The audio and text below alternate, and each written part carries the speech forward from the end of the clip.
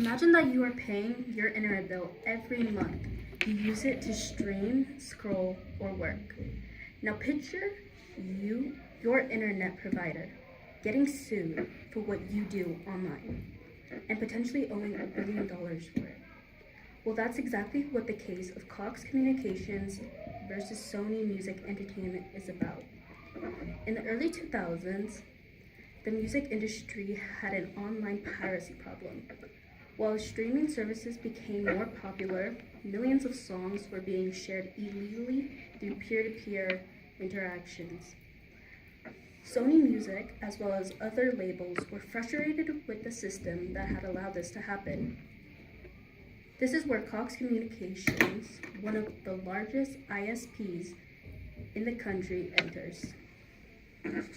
The original jurisdiction of Cox v. Sony was the United States District Court for the Eastern District of Virginia. The initial outcome of this problem was the jury found Cox liable and awarded $1 billion. Some of the appeals of the case went to the Fourth Circuit, which affirmed the infringement findings on Cox's behalf. Sony is suing Cox for failing to stop their subscribers from illegally downloading music from their platforms. Sony's position could force internet service providers to cut off internet for entire households, hospitals, schools, etc.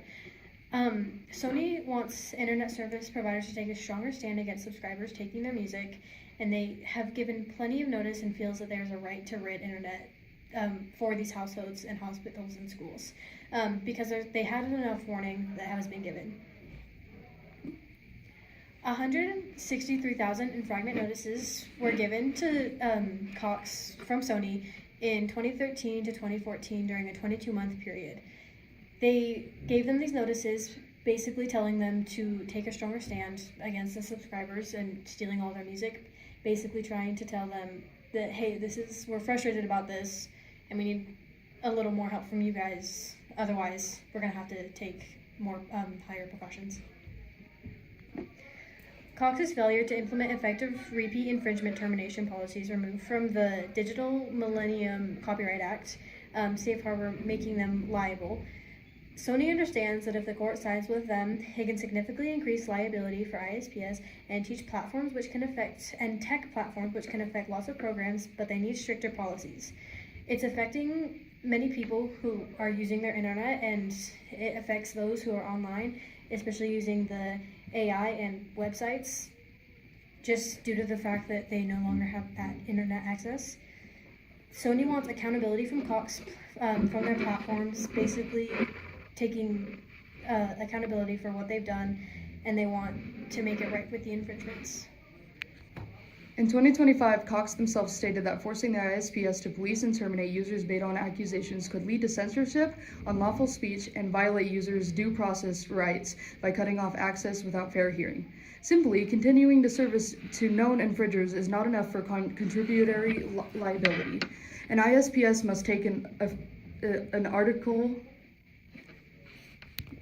ISPs must take an active role in encouraging or assisting the specific infringing acts. Requirements for termination should not define the standard for infringement liability itself. It had a 13-strike policy, which claims it was a program to curb infringement, even if found inadequate by the lower courts for DMCA protection. In December 1st, 2015, the U.S. District Court for the Eastern District of Virginia issued a summary judgment ruling that Cox Communication was eligible for the Digital Millennium Copyright Act, DMCA, safe harbor defense. The Optum and Verizon cases, both of these internet service providers are facing similar copyright infringement lawsuits to the ones against Cox, also brought by the music and movie industries.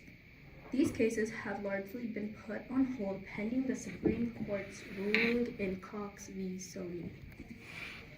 Personally, I feel like Sony is valid for suing Cox, especially just because they're wrongfully being stolen from due to the ISPS and Cox just letting their subscribers like take music and illegally have it without even like saying anything or doing anything about it.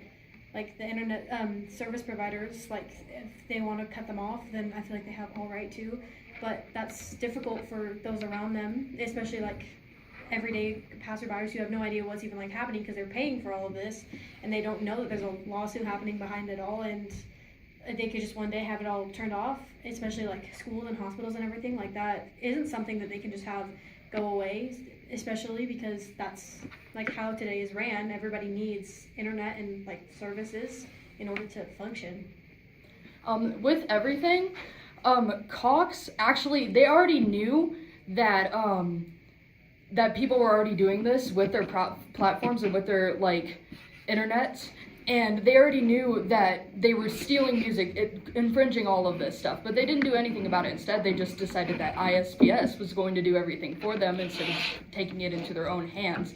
And that is definitely something that they should have done, and that if Sony actually, if it goes through and they do it successfully, end up getting sued, then I think it is absolutely just, because a company that already knows that what their people are doing and other people who are using those services have no clue, it's unbelievably wrong. So, like, do you think Cox had the power to stop from pirating music? Absolutely. I absolutely think that Cox had the power to stop that. It's their own company. They already knew that it was happening. But how were they going to stop it? Well, they could like set more strict policies with all of their customers and everything, and like set specific rules like on their music platforms to like specifically make sure that they don't just steal the music. And I don't know if there's like a way that they could pay for it, but if that is something, like that's something that I feel like could be figured out, especially because then at that point Cox could pay Sony more than, like, at the end of the day, just because if they're getting paid more, then they could pay Sony more, which could have like resolved this all in total, I feel like. Also, if anything, if you look at other current mainstream services like Spotify, Apple Music, Amazon Music, all those other things that people use, you don't see things getting taken from them because they take precautions. They take like steps in order to make sure that won't happen on those set platforms. And that's just how it should be. Not that the ISPS should do it all. The companies need to make sure that their platform is secure and that it is foundational and that everyone can use it without stealing. So Cox was just unfoundational and unstable type of company? Yeah, I mean, it almost feels like they wanted to be sued at this point because they knew this is all happening, and so they kind of were just like, yeah, no, it's fine, we're just gonna like let it happen. And then they got to the point where now they're upset that they're getting sued about something that they totally did, that they were in the wrong, and they're upset that like they messed up.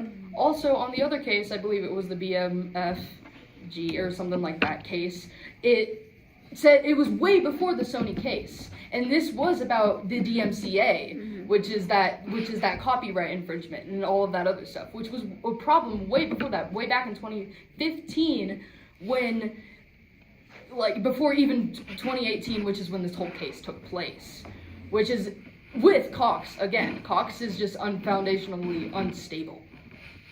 I feel like they could totally be ran better. Like, there's something, I don't know, I feel like if they have all of these cases against them, there's something just wrong with them as a company. If they don't notice that, they need to start making like changes and more changes. Yeah.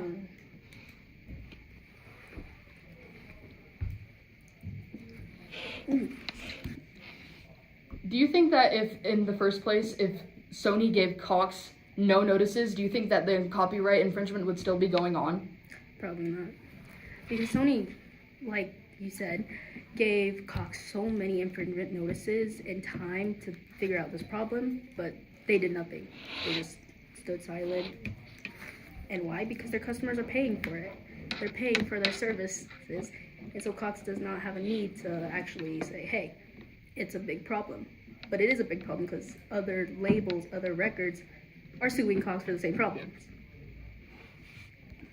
Instead of anything, out of all of this, if Cox was to change their ways, they could most likely put more precaution into their website, put more security in there to make sure that certain accounts or certain like bots or things cannot get into their either internet services, music, movies, it doesn't matter. Well, yeah, and I feel like they're making less money when they're getting sued because they have to give all these companies so much more money. And so at the end of the day, if they have to like pay the companies a smaller amount of money, like, or start like charging their customers a little bit more amount of money or something like that, just to like make it so it's less, I don't know, so they can like have a better, more strict setup system, I feel like it would be better on their end, because then they wouldn't have to deal with spending all of this extra money by getting sued. And it's definitely an internal problem too, because there's management, there's workers running behind Cox. It's like, what's happening in between Cox and the management? There's like nothing going on right there. So that's basically our opinions. That's it. Bye bye.